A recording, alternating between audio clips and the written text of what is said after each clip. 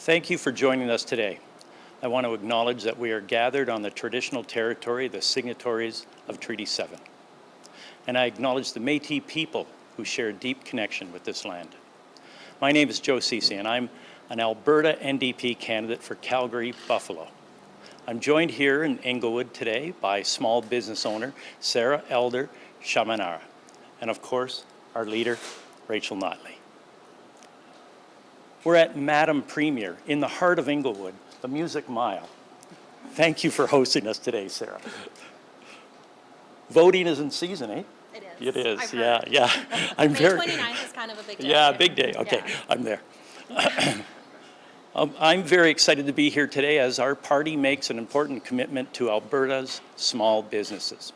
Small businesses are vital to Alberta's economy, and they are the very heart of our communities. Whether it's the local coffee shop, the convenience store, or the bike shop, roughly 1 million Albertans work for a small business. But we know the last few years haven't been easy. When it mattered most, the UCP failed small businesses. At the height of the COVID-19 pandemic, many small business owners waited months for promised relief payments and found themselves excluded from the UCP's programs altogether.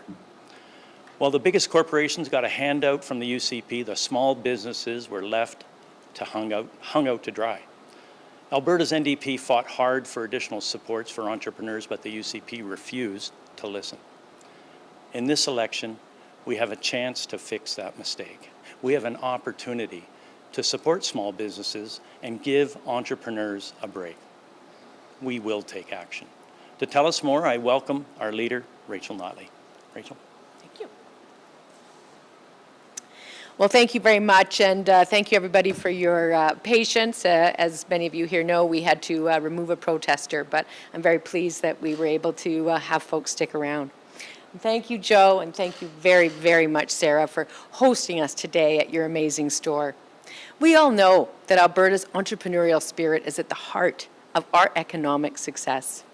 The Albertans who wake up every day, flip over the open sign, and work for themselves. Albertans just like Sarah. I'm not going to lie, I probably won't be able to leave here without picking up at least one item, if not more.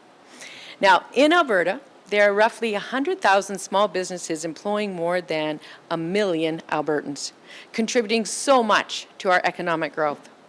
But we also know the last few years, as Joe says, haven't been easy. During the pandemic, Alberta business owners stepped up to protect Albertans, and many went above and beyond.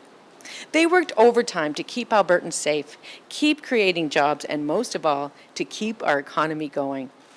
But we also learned from thousands of business owners who were frustrated and disappointed in the UCP's response, with help arriving often too little or too late.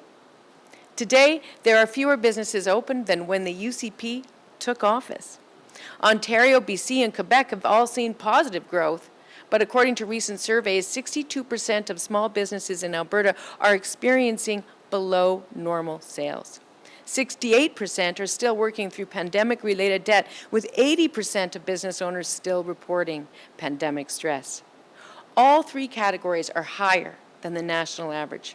So we just need to do more to make sure that small businesses at the heart of our communities are there for years and years to come. Not just getting back to business as usual, but actually expanding, growing their business, and investing more in their products and their staff. This is Alberta, and Albertans deserve to feel empowered to start and to grow their own business. They deserve a government that has their back and is ready to deliver a better future. And that's why today I am so pleased to announce our party's commitment to supporting Alberta's small businesses and strengthening our businesses' growth. If I am so privileged to become your premier after May 29th, I will not just cut the small business tax, I will eliminate it. An Alberta NDP government will eliminate small business taxes for more than 100,000 small businesses, including retail establishments, restaurants, mechanic shops, family farms, and more, saving small businesses up to $10,000 per year. We'll cut the small business tax rate from 2% to 0% for small businesses providing goods and services. Alberta's small business owners have been through the ringer, and they deserve better from their government. By eliminating this tax, we can help thousands of local businesses get back on their feet, and we can support aspiring entrepreneurs to pursue their dreams. Let me say it again. Under an Alberta NDP government, there will be no personal income tax increase, no sales tax, and no small business tax for the vast majority of small businesses. I need to be clear. This move is intended to support small businesses that are negatively impacted by the COVID-19 pandemic. And as such, the current 2% tax rate would still continue to apply to professional corporations, like law firms and accountants, for example. But the good news for them is we're also going to be bringing back the STEP program, giving all small businesses a wage subsidy for hiring students in their chosen field of study, which is a big bonus for many of those firms. By cutting the small business tax to zero, the Alberta NDP is looking out for the little guy. This is for the corner store owner who stocks their own shelves. This is for the entrepreneur trying to open their first restaurant.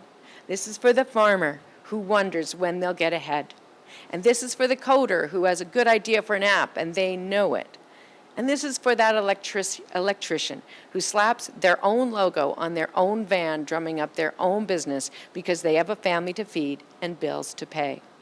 This is for Albertans who get up every day and do it for themselves, not just for themselves, actually, but for their families and for their communities. The self-starters, the go-getters, and the never-give-ups. You deserve better, and this is my promise to you.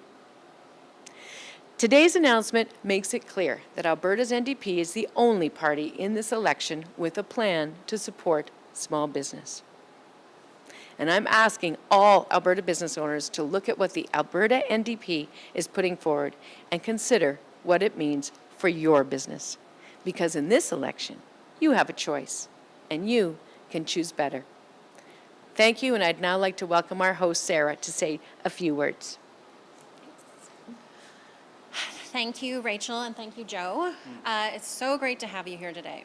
I founded Madam Premier in 2019 with a single design idea from my basement. Madam Premier now is rooted in local politics, community building, feminism, and of course, fashion. Because I didn't see anything like it in the market for people like myself. And that's how a lot of small businesses start. Having worked in politics, I wanted to empower women and marginalized people to see themselves in politics at all levels because we all deserve a seat at the table. Since then, my brand has become the go-to for political people across Canada. From the halls of legislatures, the Senate, on the campaign trail, we use fashion to advocate for issues that we care about, like education, healthcare, childcare, all while encouraging more women and marginalized people to work in the back rooms of politics and even running themselves. Madam Premier is also a space to help female candidates fundraise and to create capacity for women who are learning about politics or interested in getting involved for the very first time. And the best time, in my opinion, is to get involved right now in the middle of the campaign. It's definitely not too late. This election is incredibly important to Alberta, to me, and for the future of our province. I have to say, this is the first election, actually, the first time I'm going to be casting my own personal vote for the NDP in Alberta. And it's because of the forward-looking policies like the one Rachel just announced, and knowing that she has the judgment necessary to lead Alberta for all Albertans. Eliminating the small business tax is a bold idea to support entrepreneurship and make it easier for Albertans interested in starting and running their own small businesses, just like me. When COVID first started, there was a big push to shop local, and sadly, that has stopped. But I can tell you, as a small business owner, that anyone coming through my doors is a welcome sight. This year is shaping up to be hard, harder than the last 2 years. All small businesses need the extra support right now at a time when every little bit helps. Eliminating the small business tax gives me a little wiggle room to make positive financial decisions that support my business, my staff, my family, and the community. This way, I can think about investing in new products, maybe even doing some advertising. Small businesses shouldn't be an afterthought for political parties. We make main streets of every community feel alive. We care deeply about our work, our employees, and our communities. Consider small businesses a barometer for your local economies. If we're not doing well, neither is the economy.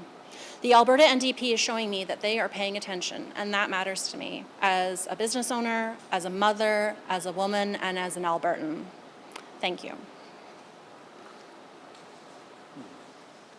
Well, thank you very much. And I think we're happy to take any questions. Am I not correct, Mike? Absolutely. All right. We'll start with folks here in the room. I know it's a bit of a tight squeeze, but if you could, if you're in the back here, come over to the microphone, introduce yourself by name and media outlet. For folks on the phone and on Zoom, appreciate you staying with us. If you're on Zoom, use the raise hand function. On the phone, push *9 and unmute yourself when you are called upon. And start to my left here with Rachel. Hi, Rachel Manuel with True North. Just ahead of this announcement, Danielle Smith announced that a re-elected UCP government would try to pass the Compassionate Intervention Act, which essentially forced drug addicts into treatment. What is your response to this? Well, you know, let me start by saying I think we can agree that there needs to be a tremendous amount of work, focus, and effort from the provincial government, whoever it is, in terms of addressing this issue, because it's so critical and so damaging across so many communities, and of course, most importantly, to so many people. Unfortunately, as with the announcement they made last week, this was another example of Danielle Smith making an announcement without first talking with the experts and the people on the front line who are confronting this problem. And as a result, she doesn't have the support of those folks, and the idea doesn't have the support of those folks. And it's another reason why we can't really trust her leadership. I think the plan that they have to invest in more recovery is excellent. I think the plan they have to eliminate the accommodation fee is excellent.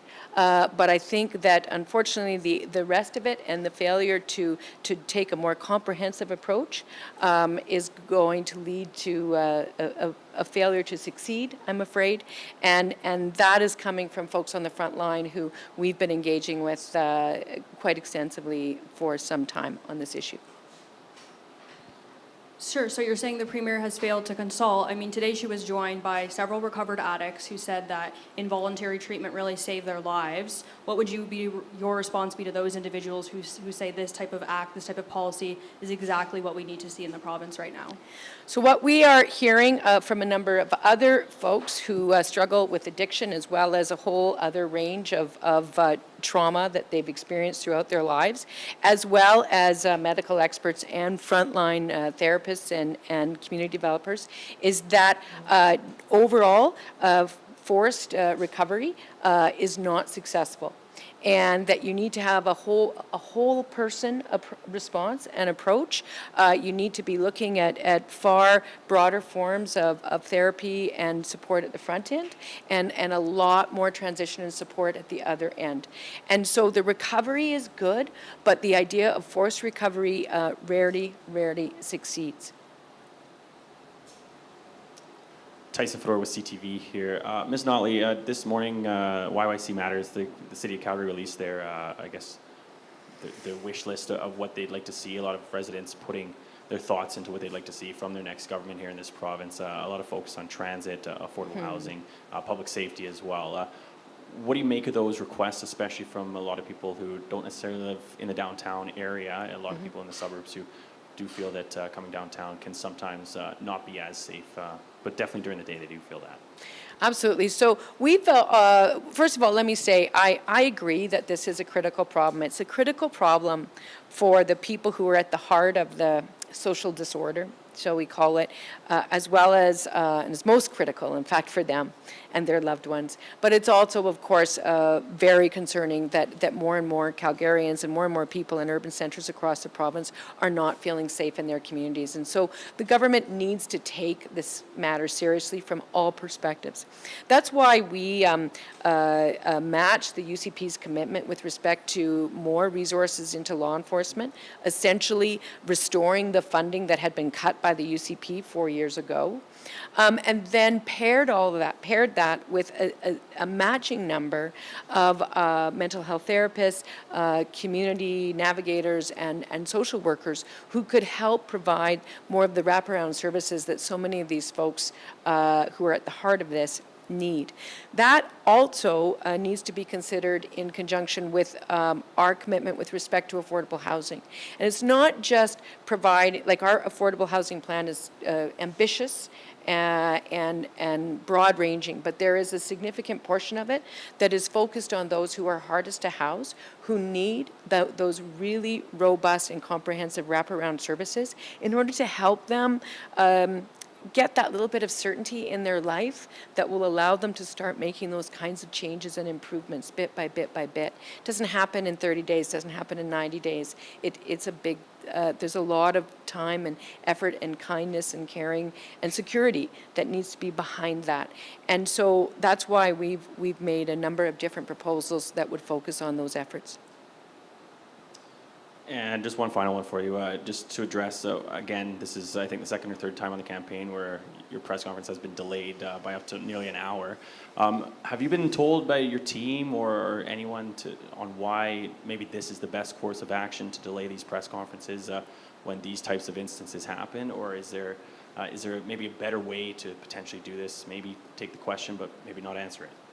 Well, you know, it really depends. So I'm happy to present myself to everybody in the media, even those that come from a very conservative background and have a very pointed perspective in terms of the questions that they ask. There is one media outlet that fits that description that I've been very clear. We will not take questions from until they retract the hate speech that they published with respect to one of our caucus members. The protester today does not fit that description. The protester today is a protester, has a record of acting like a protester, regardless of what he may or may not call himself, and has a clear association with white supremacist groups. And so the answer is no. No. Hi there, Aaron from Live Wire Calgary. On today's announcement here, about $150 million in deficit changes from the reduction of the tax there. How does the government plan to make that up? Well, that's a really good question, and we are looking forward to rolling out our fully detailed costing of our platform. But we are feeling very confident that all of the commitments that we have made will roll up to still maintaining a very healthy surplus. In fact, a much more healthy surplus than what the UCP is currently rolling out, if you add theirs all up in relation to their budget. But it will be costed, and as I say, we believe that this will cost about $150 million. But in the longer term, and we haven't factored it into the costing, we're simply saying it'll be $150 million. In the longer term, we actually think that it'll come close to paying for itself because it's supporting small business and the incredibly important contribution they make to economic development, to more people employed, wages, all those things. Follow up here. Is there a hope that there's going to be more sole proprietorships, partnerships, small businesses that operate on the very low level here that would be enticed by not having to pay taxes at all? I think that it will definitely trigger more activity and more business development. As I said, we are behind Ontario, Quebec, and BC in terms of the number of small businesses we have in Alberta. All of them have surpassed the number that they had prior to COVID. In Alberta, we're behind. So we need to do something to support those small business owners, to give them more as I say, more support, I guess, as a result of the pressures they faced during COVID. So we believe that this will help very much. And it's also focused on protecting those that exist, making sure that they're able to ultimately make ends meet and that they're not forced to close up shop. You know, as Sarah just said, this year has in some ways been a little bit harder for her than the year before. And so this is an effort to keep them going. We're going to take some questions from the phone now. Just a reminder, raise hand function or *9 and unmute yourself when you are called upon. I'm going to begin with Times of Asia. Please unmute.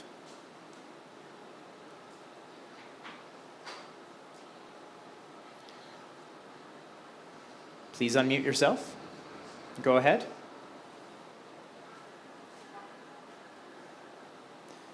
Okay, we'll try going back to that one. We'll go next to Bob Weber of the Canadian Press. Bob, please unmute. Have you got me? Sure do. Okay, great. Ms. Notley, I think the New Democrats are the only party yet that hasn't said what they'll do with regard to the Rapattack Fire Prevention or Firefighting Program. As the wildfires increase in Alberta and you know, we see so many people out of their homes, what would your party do with this program? Would you turn it into something else? Or would you reinstate it? Or would you just let this situation remain how it is? Well, in fact, when the UCP decided to cut the Rapattack program, I believe it was in 2020, if I'm not incorrect, we stood with those firefighters at the time, calling on the government to reverse that position. And we raised it repeatedly in the legislature on their behalf, trying to talk them into reversing their position. And we raised it repeatedly during budget deliberations, trying to get them to reverse that position. So, I don't mean to say obviously, but for clarity, let me say, of course, we would restore the Rapattack program, and then we would consult with them and others about what else needs to be done, as our fire hazards are clearly growing across the province as a result of climate change. As a follow-up, when you say what sorts of other things might need to be done, have you given any thought to that, or do you have any ideas there? Well, I think, when this fire season is over, I will look to get a review, and if we are so lucky as to be in government, to get a review of what worked and what went wrong. This situation that we're dealing with right now is different than anything we've dealt with in the past, because in the past, we had Slave Lake, we had, Fort McMurray, we have had other wildfires, but what we've got right now is wildfires in so many different communities. What do we need to do better to coordinate, to make sure that everyone has the resources they need when and where they need it, to make sure that municipalities have the resources? I mean, municipalities have been the victim of about 4 years of funding cuts, and they are, in fact, the first line of defense in this. So we need to look at what we can do to give them support if they are going to continue to be the first line of defense. And then we need to be also looking at what we can do to accelerate and enhance our fire adaptation efforts. We did see FireSmart come in after Slave Lake, but is there more we can do to protect communities all across this province? Go now to Josh Aldrich of Calgary Herald. Josh, please unmute. Thank you for taking my question. I want to ask about something a little different. There's a poll out today that showed, from Janet Brown, that showed Danielle Smith had a considerable lead on the NDP and yourself in Calgary. I know there's other polls out from this weekend that kind of showed the opposite. How do you respond to all of this at kind of the midway point of the campaign, just getting into that second half? Well, I mean, as you rightly say, I mean, there's the poll out today, and then there's a poll that is almost completely reversed that was out about 2 days prior. And I think really the main thing that we can derive from this is that it's close. It's close, and every vote's going to count. And Albertans have an opportunity to choose strong leadership. They have an opportunity to choose capable, reasonable, stable government. And their vote is going to matter in this election. So just as their vote for someone who they can trust to protect and improve our health care is going to matter in this election, just as this vote for someone they can trust to help them with issues of affordability is going to matter. And so my response to this is that I encourage folks to get out and vote because there's two very different paths our province could embark upon, and every Alberta should be part of that choice. Josh, do you have a follow-up? Yes, I do. And following up on an earlier question regarding the UCP announcement today, they've asserted multiple times that you want to distribute and legalize hard drugs as part of the safe supply and all the rest. Could you clarify this? What, in terms of your approach to safe supply, to recovery, to addictions, and these types of allegations that are coming out from the UCP? Well, these kinds of allegations are just sort of a continuation of Danielle Smith's inclination to essentially lie about things that we stand for or will do. And this is a clear example of that. We have supported subject to robust community agreements with the folks in the area, safe consumption sites. We have not ever talked about safe supply. That's something that the UCP has made up. There is a program that's in place in Alberta and has been in place in many provinces all across the country for, I don't know, 5 to 10 years now at least, where a very small number of folks, maybe usually less than 50, as a result of multiple doctors suggesting that they need to have access to a pharmaceutical, like a legal pharmaceutical a drug replacement therapy. That exists here and in other parts of the country, and we support that. But the kind of thing, that, the NDP wants to do illegal drugs or sell hard drugs is utterly ridiculous. Going to go down to Chris Varco, the Calgary Herald. Chris, go ahead. Please unmute.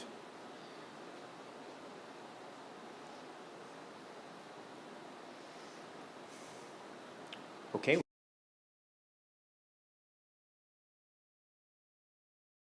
Kowski, Politics Today. Please unmute. Go ahead. Hi, thanks for taking my question. So I recall a lot of the debate in the legislature. You're hammering the UCP for cutting taxes to already profitable corporations when it came to the corporate tax rate. And I wanted to follow up on the earlier question about how you make up for this $150 million. Will there be any change to the corporate tax rate? Well, today's announcement, Catherine, is really about our plans with respect to the small business tax, because this is today about talking about those local mom and pop stores that are on Main Street, that are retailers, that are growing our community, that are hiring local, all that kind of stuff. And so that's what today's announcement is about. When it comes to our plans overall for our fiscal plan, for how we're going to make the whole thing tie together, we will be rolling out the details on that in the next couple of days. Catherine, do you have a follow-up? Yeah, in response to today's announcement, the UCP candidate for Calgary Hayes, Rick McIver, said, well, of course, under an NDP government, small businesses wouldn't have to pay taxes because they would no longer have profits to pay taxes on. What would be your response to Rick McIver saying that the NDP is the party of high taxes? Maybe I should answer that. Yeah, I don't quite know how he gets there, and it just seems like a silly response. We are here to support small businesses because they play such an important role in our community. And I don't know if you wanted to say something, Sarah. By all means, go ahead. Yeah. I think it's really presumptuous of the UCP to assume, and obviously the record shows that the NDP is actually strong on the economy, strong on business. I'm saying that as someone whose husband works in oil and gas. I come from BC. I'm a former BC Liberal member, which is a coalition of BC Liberals and Conservatives, and I'm voting NDP for the first time. So I'm telling the UCP as a woman, as a mother, and as a small business owner that what they're selling, I'm not buying. Oh, sorry. Thank you. Yeah. She's great. Jeez. Next I question. feel like we should be nominating. Anyway. Next question from Scott Dipple of CBC Calgary. Please go ahead.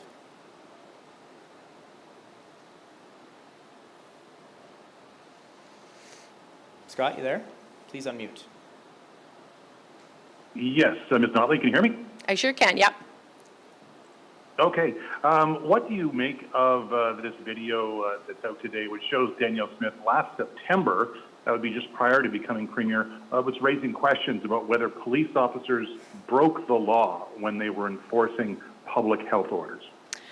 Well, I mean, I have had a chance. I've had it described to me. I have to start out by saying I haven't actually had a chance to review it, but my understanding is that, yes, that's exactly what she said.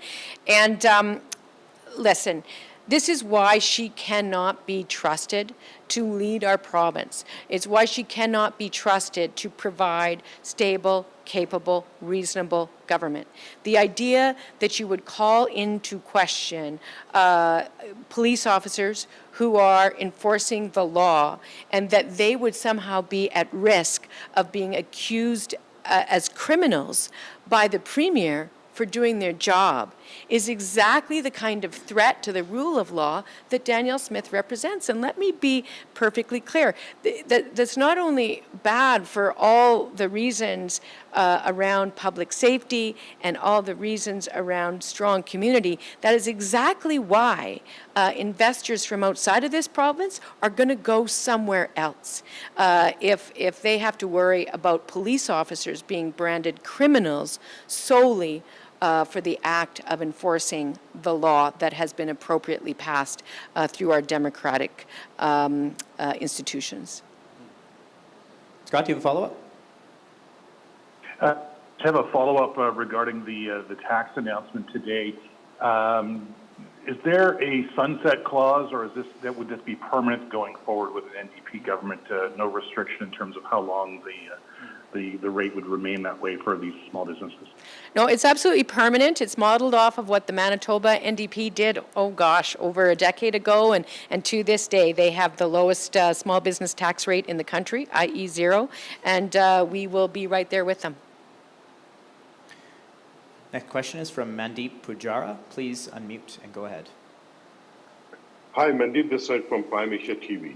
My question is related to the small businesses support, actually.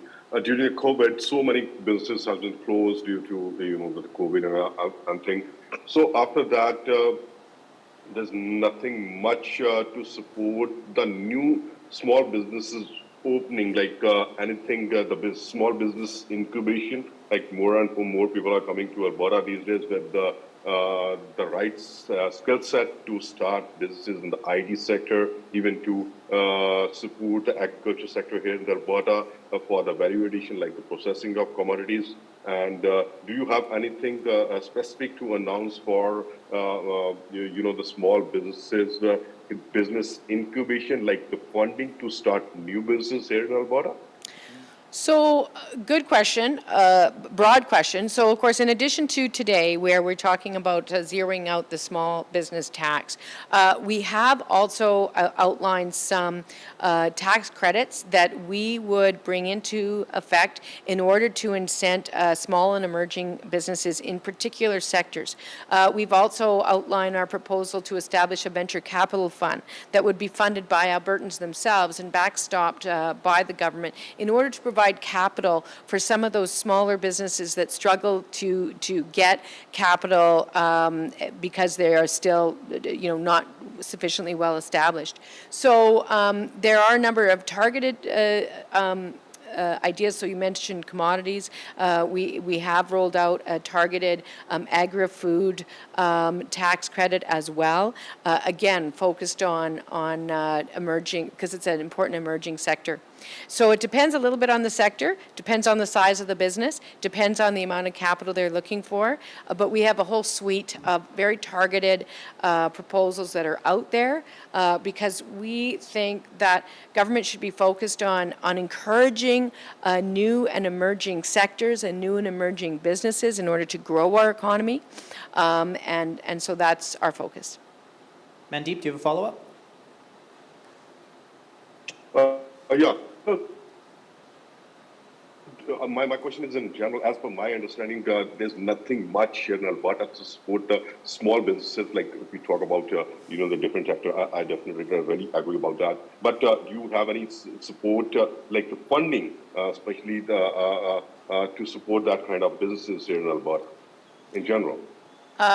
So I think I've mostly outlined what we are talking about. So we'd be talking about, I mean, again, for the downtown sector, we're talking about grants and some small business grants to encourage folks to open sort of storefront retail in the downtown as part of our downtown revitalization plan.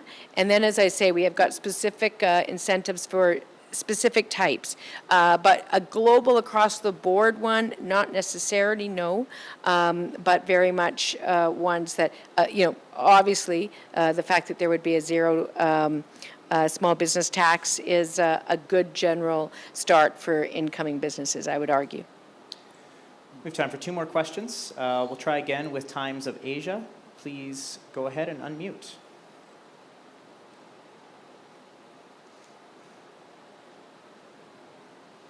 Thank you so much for taking my question. My question is, in Alberta, small businesses being one of the largest employers, and hundreds of people from ethnocultural communities are small businesses owners. How do you think this announcement impacts them, and what do you have to say to them? Well, I think, first of all, we really are so grateful for the entrepreneurial spirit of so many ethnic small business owners who are working every day to make a go of it for their family and for people in their community and, of course, for themselves. And so I think that this will impact them.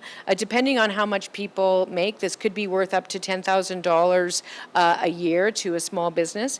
It all depends on the overall revenue that's coming in. But our hope is that this will provide more support for those folks who are working every day to set up their small businesses, to create jobs, close to 1 million jobs in Alberta, and to keep our economy running and to strengthen our local economy, which is something that makes us more and more resilient to some of the ups and downs of international commodity prices that we've all seen ourselves struggle with. Do you have a follow-up question? No, thank you. Thank you. Okay, our last question today is Chris Varco of the Calgary Herald. Chris, please unmute.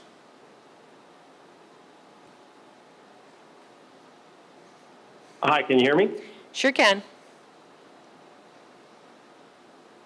Oh, I screwed up and got rid of him. Sorry, Oh. Chris, you still there? Please unmute again. My apologies.